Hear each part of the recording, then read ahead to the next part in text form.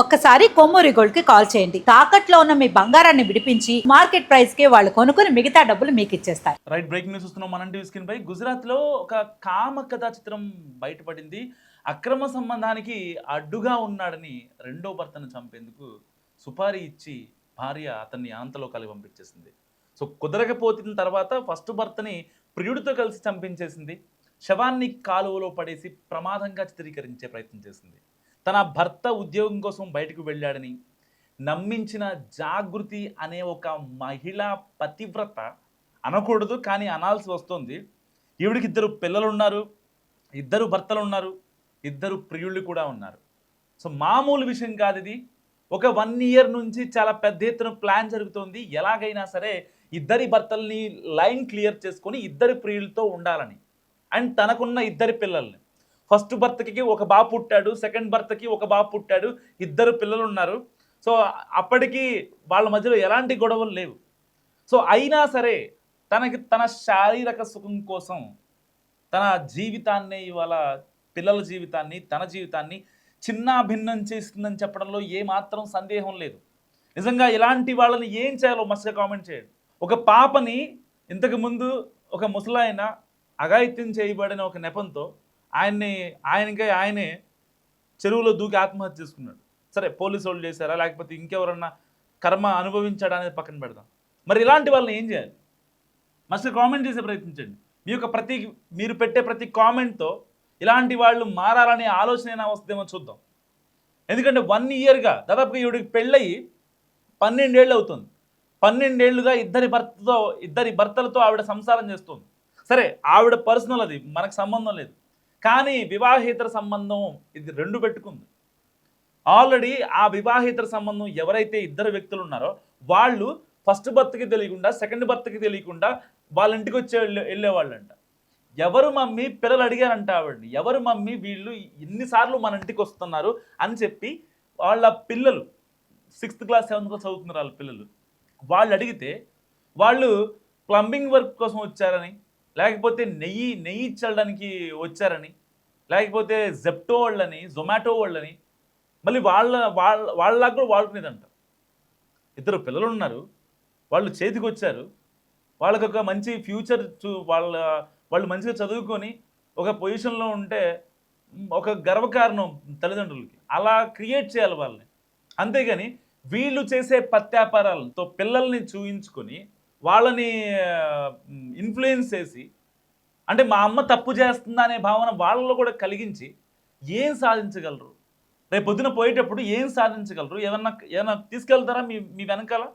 Already 2 భర్తలు, already సగం చచ్చిపోయారు ఇప్పటికే. ఎవరు ఎప్పుడు వస్తారో తెలియక ఏదో ఒక ఇబ్బందులు. ఆ ఫోన్లో చాటింగ్లు మొత్తం డిలీట్ చేయడం అంట. పోలీసు విచారణలో సంచలన విషయాలు బయటకు వచ్చాయి. దాదాపుగా 3 వ్యక్తుల్ని ఆవిడ ఆ చాట్ ప్రైవేట్లో పెట్టేస్తుందంట. మొత్తం హైడ్లో పెట్టేసి వాళ్ళ యొక్క చాటింగ్ కనిపించకుండా చాలా జాగ్రత్తగా ఆ అమ్మాయి ప్లాన్ చేసుకునేది.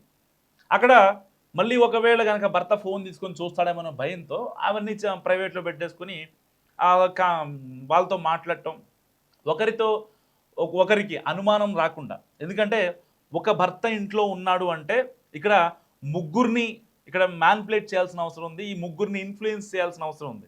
ఒక భర్త ఒక ప్రియుడు ఉన్నారంటే భర్త దగ్గర ఉన్నప్పుడు ప్రియుడిని మేనేజ్ చేయడం సరే ఉన్నవాళ్ళకి చెప్తున్నా, పెద్ద మ్యాటర్ కాదు.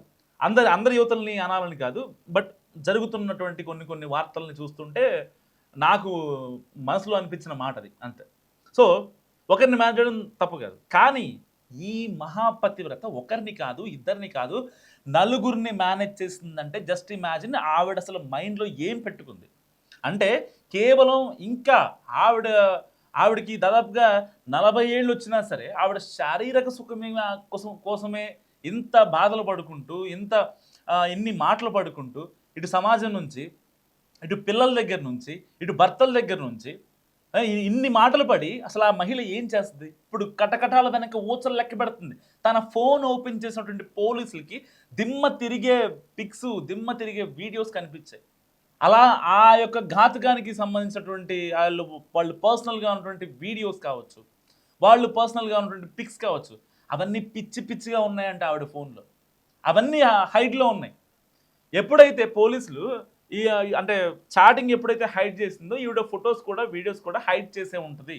ఎవరెవరికి తెలియకుండా ఫోల్డర్లో పెట్టిందంట. భర్త 1, భర్త 2, ప్రియుడు 1, ప్రియుడు 2 అని చెప్పి ఎవరి కాళ్ళకి ఫోల్డర్లు పెట్టి ఆ ఒక్కసారి ఆ ఫోల్డర్ క్లిక్ చేస్తే అన్ని ఫొటోస్ అంటాయి. ఇంకా ఎవరితో ఉన్నవి వాళ్ళతోనే ఉంటాయి. ఏ భర్తతో ఏ ప్రియుడితో ఎక్కడా కూడా ఈ రెండు మెర్జ్ కావు. అంత పక్కాగా ప్లాన్ చేసింది. మరి పిల్లల పరిస్థితి ఏంటి? పిల్లలు ఏం చేశారు? ఎందుకన్నావు అలాంటప్పుడు? నువ్వు పిల్లలకి ఒక ప్రాపర్ భవిష్యత్తు ఇవ్వలేనప్పుడు వాళ్ళ పక్కలో పడుకుని నువ్వు ఆ పిల్లల్ని ఎందుకన్నావు? నీకు ఇలాంటి ఆలోచనలు మైండ్లో ఉన్నప్పుడు పిల్లల్ని రోడ్డును పడేయాల్సిన అవసరం ఏంటి? ఇవాళ ఈవిడ సంగతి ఒక క్రైమ్ కామ కథా చిత్రం జరిగిందని చెప్పి దేశం మొత్తం మాట్లాడుకుంటుంది. మరి రేపొద్దున వాళ్ళ పిల్లల పరిస్థితి ఏంటి? ఓకే, మా అమ్మ ఇన్నాళ్ళు జొమాటో వాళ్ళని స్విగ్గీ వాళ్ళని చెప్పిన వాళ్ళు కూడా డాడీ లేనా అనుకుంటారు కదా. అసలు వాళ్ళకి అంటే ఏమంటారు, రేపొద్దున కనుక ఒక 3-4 ఇయర్స్ తర్వాత వాళ్ళు ఒక 10th ఇంటర్ చదివే ఏజ్కి వచ్చిన తర్వాత ఇంటి పక్కన వాళ్ళు ఇంటి బంధువులు అసలు నువ్వు ఎవరికి పుట్టావురా అని ఎవరన్నా మాట్లాడితే అసలు ఆ పిల్లల పరిస్థితి ఏంటి? వాళ్ళు కనీసం సమాధానం చెప్పగలరా? నోరు మెదపగలరా? అవమానంతోనే చచ్చిపోయే మాటలు అవి.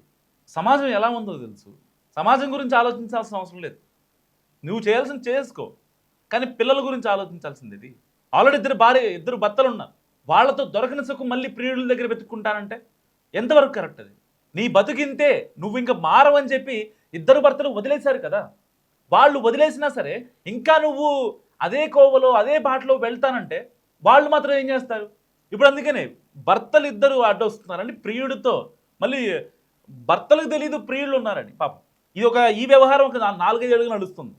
ఫస్ట్ ప్రియుడు ఉన్నాడని ఫస్ట్ భర్తకు తెలిసేలోపు సెకండ్ భర్తను చంపించేసింది. సెకండ్ ప్రియుడు ఉన్నాడని తెలిసి మొదటి భర్తకు తెలిసేలోపే ఫస్ట్ భర్తను చంపించేసింది. మళ్ళీ ఎవరు? సుపారీ గ్యాంగ్. వీళ్ళు కూడా నాకు తెలిసి బాయ్ ఫ్రెండ్స్ అయి ఉంటారు ఈ సుపారీ గ్యాంగ్ కూడా.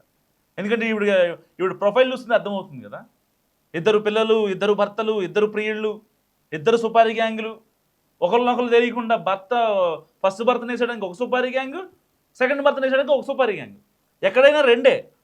నాకు తెలిసి ఆవిడకి 2 అనేది లక్కీ నెంబర్ అనుకుంటా మేబీ. అంటే అసలు ఏం జరుగుతుంది నిజంగా? సమాజానికి ఈవిడ మెసేజ్ ఏమి ఇస్తున్నట్టు? రేపు పొద్దున పిల్లల్ని కనుక ఇంకొకళ్ళు బంధువులో ఇరుగు పొరుగు వాళ్ళు ఒక మాట అంటే పిల్లలు తీసుకోగలరా? ఏంటి మా అమ్మ ఇలాంటిదా అని తెలిస్తే వాళ్ళు లైఫ్ లాంగ్ ఆ నరకయాతన అనుభవించడానికి ఎంత దారుణంగా ఉంటుందంటే ఆ పిల్లలకి మాత్రమే తెలుసు. కావాలని అంటారు సూటిపోటి మాటలు చెప్పడానికి. ఇరుగు పొరుగోళ్ళు గిట్టనోళ్ళు ఎవరో ఒకళ్ళు అంటారు కదా, మీ అమ్మ ఇలాంటిది, నువ్వు ఎవరికో పుట్టో నీకే తెలీదు అని మాట్లాడారు అనుకోండి. ఇలాంటి మాటలు వస్తూ ఉంటాయి ఊళ్ళో సహజంగా. సో గొడవ కావాలని పెట్టుకోవడం కోసమో, లేకపోతే దెప్పిపోవడం కోసమో, వాళ్ళ పుట్టుకను అవమానించడం కోసమో ఇలాంటి మాటలన్నీ వస్తూ ఉంటాయి. మరి ఇలాంటి నేపథ్యంలో 2 ప్రియుళ్ళు, 2 భర్తలు, 2 పిల్లలు, 2 సుపారీ గ్యాంగ్లు, ఈ మొత్తం మెయింటైన్ చేసిన ఎలకత్త మఫ్లియా అంటే డీజే ఢిల్లీలో రాధిక అంటారు కదా, మరో రాధిక అని చెప్పుకోవచ్చు. రాధిక చేసింది కూడా చాలా తక్కువనేమో. అక్కడ మహా అయితే ఆవిడ ఒకరిని చంపేసింది, ఇక్కడ 2 చంపేసింది. 2 భర్తలను చంపేసింది 2 ప్రియుల కోసం. ఇప్పుడు బిడ్డలు అనాథలు అయిపోయారు. మరి ఈ మొత్తం మహాపతివ్రత గురించి మీరేమనుకుంటారు? మస్తు కామెంట్ చేయండి.